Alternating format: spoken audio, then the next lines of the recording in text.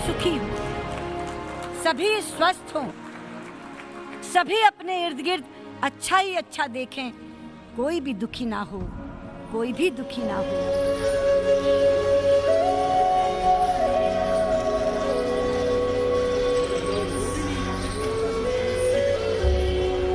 बलिदान मुखर्जी, वो कश्मीर हमारा है, जो कश्मीर हमारा है वो सारे का सारा है। तुम्हें वफा याद नहीं, हमें जफा याद नहीं, जिंदगी और मौत के दो ही तो तराने हैं, एक तुम्हें याद नहीं, एक हमें याद।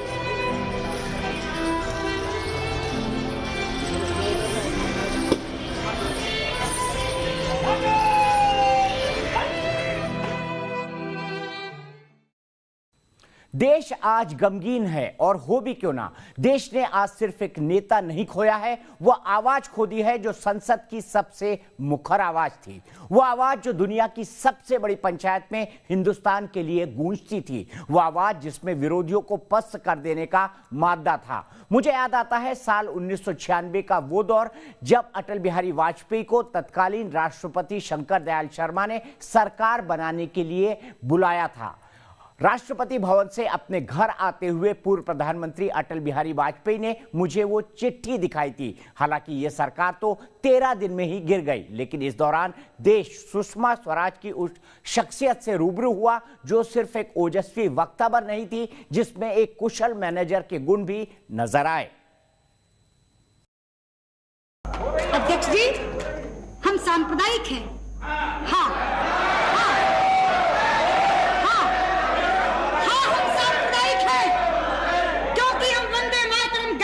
वकालत करते हैं। हम सांप्रदायिक हैं क्योंकि हम राष्ट्रीय ध्वज के सम्मान के लिए लड़ते हैं।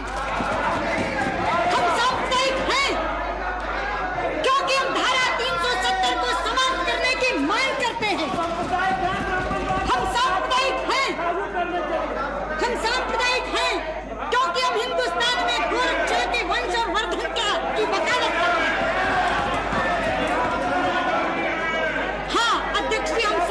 क्योंकि हम हिंदुस्तान में समान नागरिक संहिता बनाने की बात करते हैं। हम सांप्रदायिक हैं अध्यक्ष जी क्योंकि हम कश्मीरी शरणार्थियों के दर्द को जबान देने की बात करते हैं। अध्यक्ष जी, ये सपना है, ये धर्मनिरपेक्ष है। दिल्ली की सड़कों पर 3000 सिखों का कत्लेआम करने वाले वो तारीख थी 11 जून की और साल था 1996। 13 दिन में ही अटल बिहारी वाजपेयी की सरकार गिर चुकी थी। इस्तीफा देने से पहले अटल बिहारी वाजपेयी ने संसद में जबरदस्त भाषण दिया। उस पल का गवाह मैं भी रहा हूँ।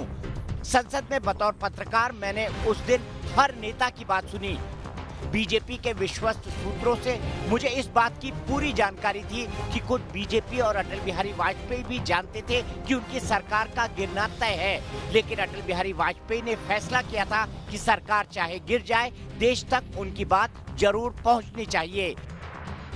13 दिन की उस अटल सरकार में सुषमा स्वराज को सूचना और प्रसारण मंत्री बनाया गया था।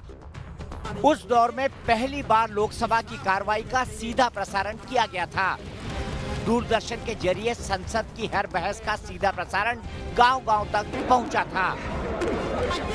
पार्टी के इस प्लान को अमली जामा पहनाने की जिम्मेदारी सुषमा स्वराज की थी, क्योंकि वो तब सूचना और प्रसारण मंत्री थी और सुषमा स्वराज ने ही इस प्लान का पूरा खाका खींचा कि कैसे देश तक अटल जी की बात पहुंचाई जाए। सुषमा की रणनीति कामयाब हुई। लोकसभा में अटल जी का भाषण पूरे देश ने देखा और उन्होंने इसके बाद इस्तीफा दे दिया। हमने अपने हाथ में लिया है, वो जब तक राष्ट्रीय उद्देश्य पूरा नहीं कर लेंगे तब तक विश्राम से नहीं बैठेंगे, तब तक आराम से नहीं बैठेंगे। अध्यक्ष महोदय, मैं अपना त्याग पत्र राष्ट्रपति महोदय को देने जा रहा हूँ। HD देवेगौड़ा अगले प्रधानमंत्री बने, लेकिन सुषमा स्वराज का सियासी वार अभी बाकी था, जो सामने आया 11 जून को।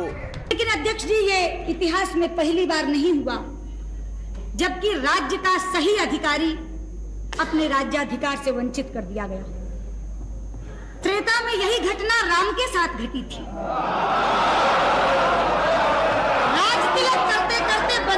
दिया गया।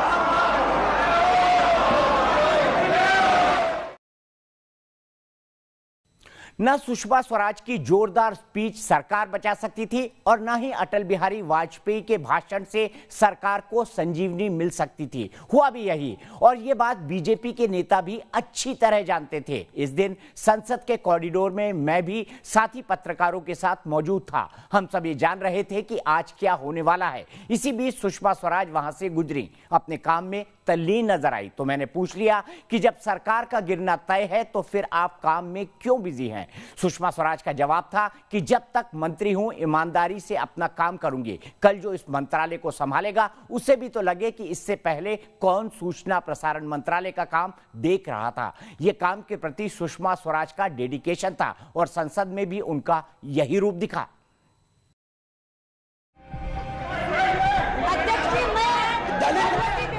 सुषमा स्वराज जब संसद में बोल रही थी तो जबरदस्त हंगामा शुरू हो गया। उनकी बातें सियासी विरोधियों को तीर की तरह चुभ रही थी। करने वाले ये जनता दल वाले सेकुलर। लेकिन तभी मुझे नजर आया सुषमा स्वराज की शख्सियत का एक ऐसा पहलू जिसकी वजह से उन्हें राजनीति का अजात शत्रु कहा जाता है। सुषमा स्वराज की बातें सुनकर उनके सियासी विरोधी बौखला गए। सदन में उनकी हर बात पर हंगामा होने लगा और तभी खड़े हुए पूर्व प्रधानमंत्री चंद्रशेखर। नहीं जानता कि सदन में चंद्रशेखर ने नारेबाजी कर रहे सांसदों से अपील की कि वो सुषमा स्वराज की बात सुनना चाहते हैं, इसलिए हंगामा बंद कर दिया जाए। हमारे जैसे लोगों को ये अनुमति देनी चाहिए कि उनकी बात हम सुन सकें। इसके बाद संसद में शोर शराबा कुछ कम तो जरूर हुआ, लेकिन सुषमा स्वराज की तीखी बातें जारी थी। वो अपने शब्द बाण से हर सियासी विरोधी पर हमलावर थी और उसमें चंद्रशेखर भी शामिल थे। आप कौन सी संस्कृति की बात कर रहे हैं? भारत भारतीय भारतीयता क्या होती है? मुझे था शायद इनमें से कोई बोलेगा। एक उम्मीद चंद्रशेखर जी से जरूर थी, पता नहीं क्यों कौरवों की सभा के भीष्म पितामह की तरह आप भी मौन साधे रहे।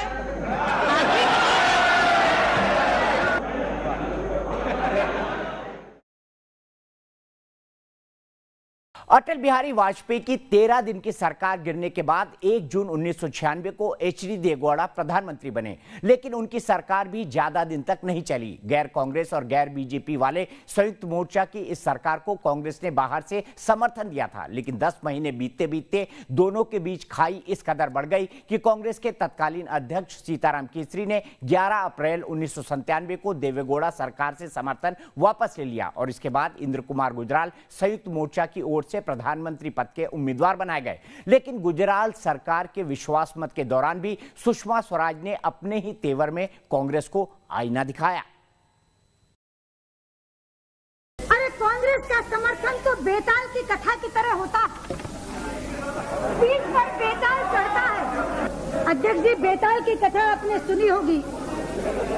पीठ पर उसको बैठाया जाता है, चढ़ जाता है, आधे रास्ते चलकर कहानी सुनाता है, बाद में कठिन सवाल पूछता है और साथ ही धमकी देता है, बोल नहीं तो तेरे सिर के टुकड़े टुकड़े कर दूंगा। और जैसे ही राजा बोलता है बेताल वापस पेड़ पर जाकर बैठ जाता है। कितनी बार ये पीठ पर बैठाए गए, कितनी बार इन्होंने आधा सफर तय किया, कितनी बार उल्टे सीधे सवाल पूछे, लेकिन राजा का मुंह खुलते ही बेताल पेड़ पर जा बैठा।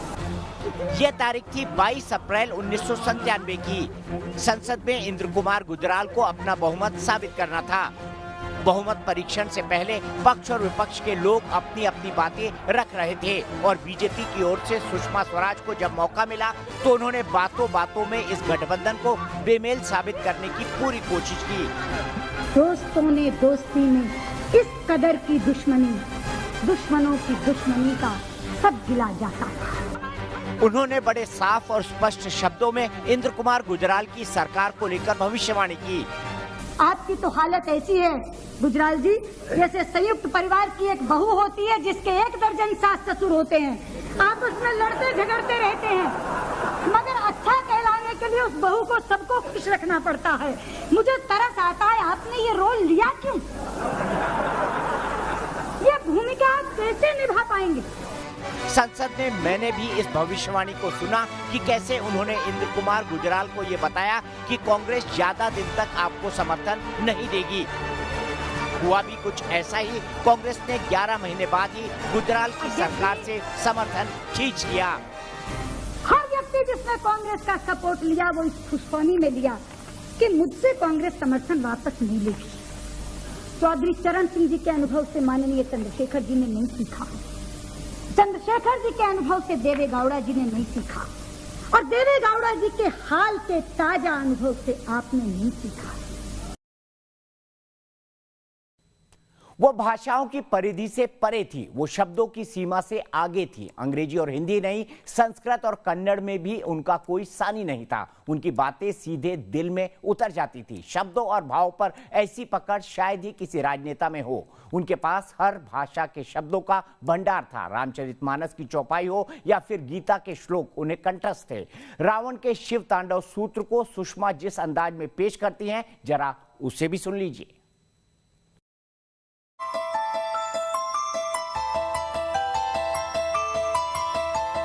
संसद में और संसद के बाहर मैं कई बार सुषमा स्वराज के ओजस्वी भाषणों का गवाह रहा हूँ। इस प्रसंग का लाभ उठाते हुए आपके माध्यम से ये भी मांग करती हूँ कि श्रीमद् भगवत गीता को राष्ट्रीय पुस्तक घोषित किया जाए, ताकि कोई भी देश कभी इस पुस्तक का अपमान करने की हरकत न कर सके।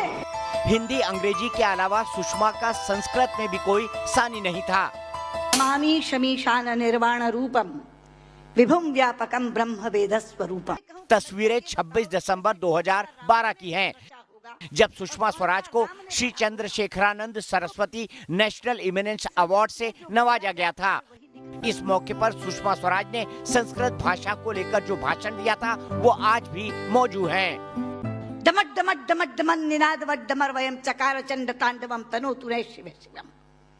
धगत धगत धगत जवल ललाट पट्ट पावके किशोर चंद्रशेखरे रति प्रतिक्षणम ममा। 1999 में जब बीजेपी ने उन्हें तत्कालीन कांग्रेस अध्यक्ष सोनिया गांधी के खिलाफ कर्नाटक की बेल्लारी लोकसभा सीट से चुनावी मैदान में उतारा, तो सुषमा ने इसे बतौर चुनौती लिया था और फिर लोकसभा चुनाव के प्रचार में कन्नड़ में भाषण देकर लोगों का दिल जीतने की कोशिश की।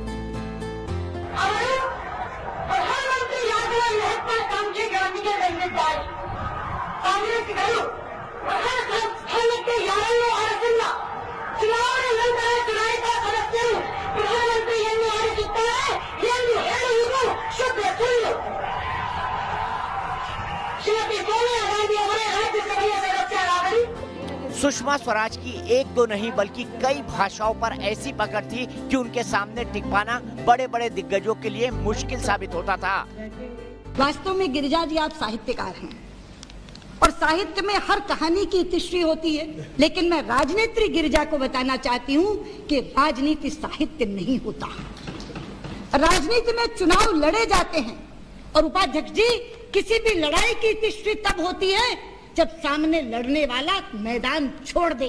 और मैं आपको बताना चाहती हूँ, हम मैदान छोड़कर नहीं भाग रहे हैं, हम मैदान में डटे हुए हैं और इसी पराजय में से हम विजय की राह निकालेंगे। ये आज मैं ऐलान करके आपके सामने कहना चाहती हूँ। संसद में कभी हिंदी तो कभी अंग्रेजी में उन्होंने तत्कालीन सरकार पर ऐसे जोरदार वार किए कि उसकी काट ढूंढ पाना सरकार के मंत्रियों के लिए परेशानी का सबब बन गया था।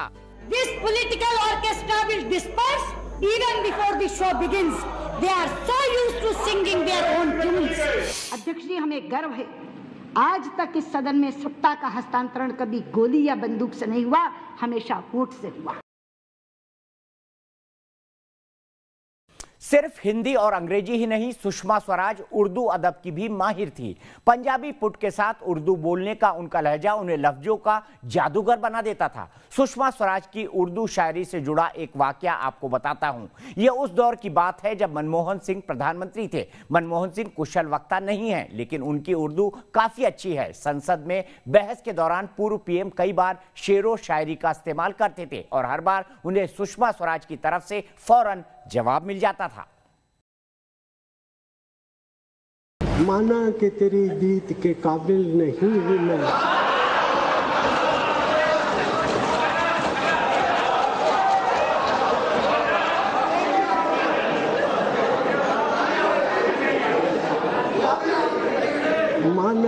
कि तेरी दीद के काबिल नहीं हूँ मैं, तो मेरा शौक तो देख, मेरा इंतजार कर। अध्यक्ष जी, आप जानती हैं शायरी का एक अदब होता है, शेर का कभी उधार नहीं रखा जाता। इसलिए मैं प्रधानमंत्री का ये उधार चुकता करना चाहती हूँ, एक नहीं 2 शेर पढ़ के। पहला, फिर उन पे उधार हो जाएगा। पहला,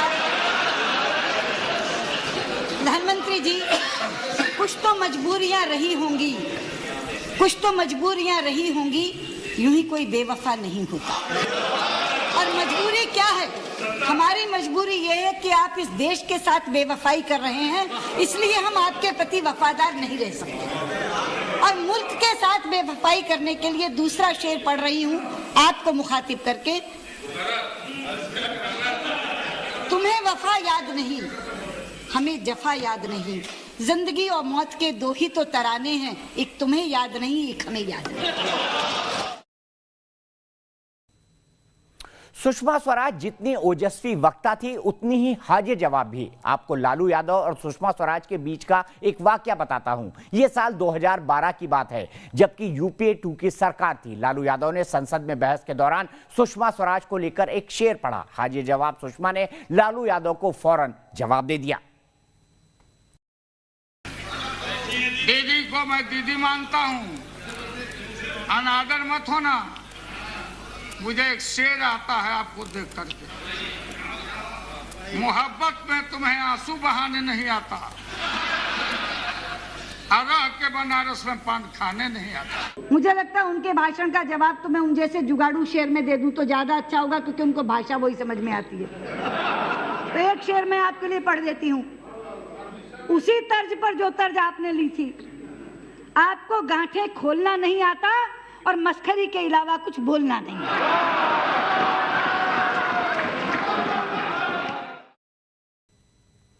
सुषमा स्वराज की सबसे बड़ी खासियत यह थी कि वो प्रहार चाहे कितने ही तीखे क्यों ना करे, शब्दों की गरिमा कभी नहीं गिरने देती थी। और इसे मैंने कई बार देखा। सोनिया गांधी को लेकर सुषमा स्वराज की सियासी अदावत सब जानते हैं। इस अदावत की शुरुआत 1999 में हुई, जब सुषमा बेल्लारी में सोनिया गांधी के खिलाफ चुनाव मैदान में खड़ी हुई थी। कि यूपीए की चेयरपर्सन और कांग्रेस की अध्यक्षा हिंदुस्तान की संसदीय परंपराओं में तनिक भी विश्वास नहीं करती। आप धक्का दोगे, देखिए करने में माहिर है। सुषमा और सोनिया के बीच इस सियासी अदावत की कहानी 20 साल पुरानी है। तब सोनिया गांधी बेल्लारी से चुनावी मैदान में थी और बीजेपी ने सुषमा स्वराज को बेल्लारी से टिकट देकर इस सियासी लड़ाई को दिलचस्प बना दिया था। सुषमा सोनिया गांधी के खिलाफ खुलकर मैदान में थी। मैंने खुद इस चुनाव को कवर किया और इस दौरान कई बार ऐसा लगा कि सोनिया शायद बेल्लारी से चुनाव हार जाएं। हालांकि नतीजे सामने आए तो सोनिया गांधी को जीत मिली। ये अलग बात है कि जीत का अंतर ज्यादा नहीं था, लेकिन ये सियासी अदावत इस कदर बढ़ी कि जब 2004 में अटल बिहारी वाजपेयी चुनाव हार गए और ऐसा लगने लगा कि सोनिया प्रधानमंत्री बन सकती है, तो सुषमा स्वराज ने एक ऐसा ऐलान किया कि सब चौंक गए। सुषमा ने कहा कि अगर सोनिया प्रधानमंत्री बनी तो वो सर मुंडवा लेंगी।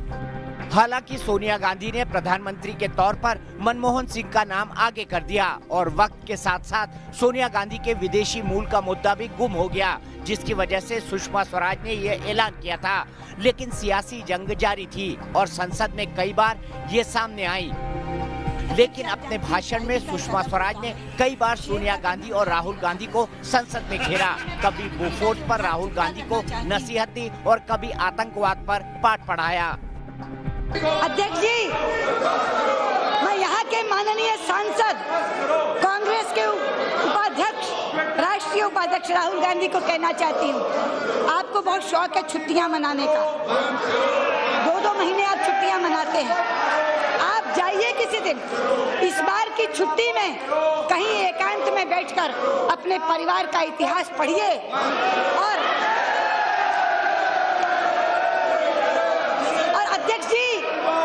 अध्यक्ष जी, मैं कहना चाहूंगी, उन्हें कहिए अकेले में बैठकर क्वात्रोची से शहरयार तक के सारे काले कारनामे जो उस इतिहास में दर्ज हैं, उनको पढ़ें और लौटकर पूछें, मम्मा वो अथोची के उससे हमने कितना पैसा लिया था? पूछे मम्मा, 15,000 के हत्यारे को एंडरसन को डैडी ने क्यों छुड़वाया था? और पूछे कि एंडरसन को छोड़कर शहरयार को लाकर उन्होंने एक क्विड प्रो को क्यों किया था? मैं बताना चाहती हूँ।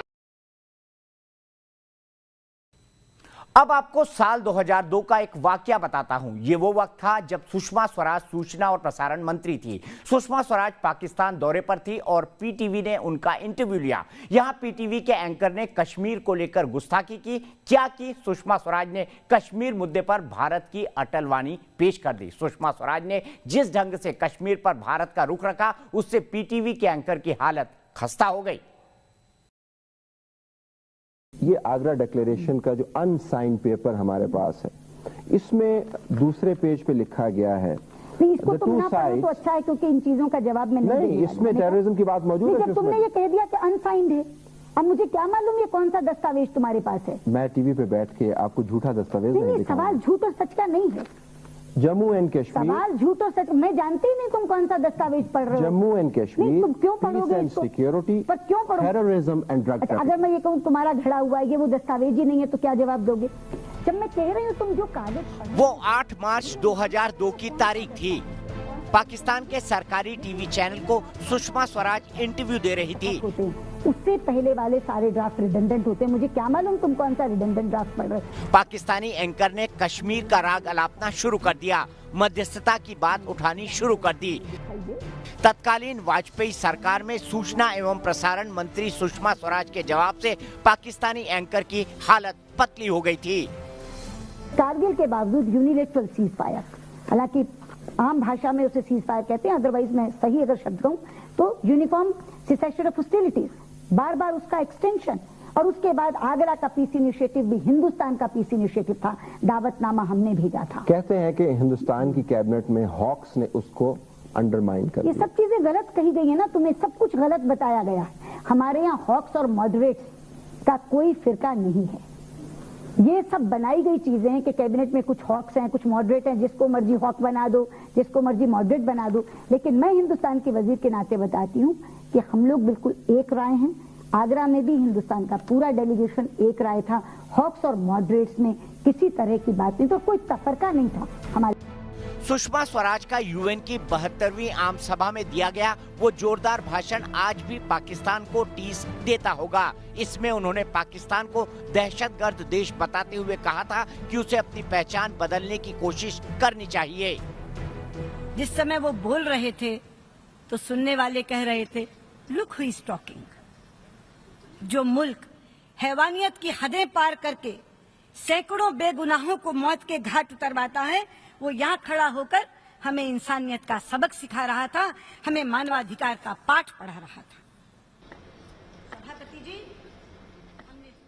भारत और पाकिस्तान साथ साथ आजाद हुए थे, लेकिन आज भारत की पहचान दुनिया भर में एक आईटी के सुपर पावर के रूप में बनी है और पाकिस्तान की पहचान एक दहशतगर्द मुल्क, एक आतंकवादी देश के रूप में बनी है। नीति, नियत और नेतृत्व की कुशल प्रहरी सुषमा स्वराज को न्यूज नेशन की तरफ से श्रद्धांजलि।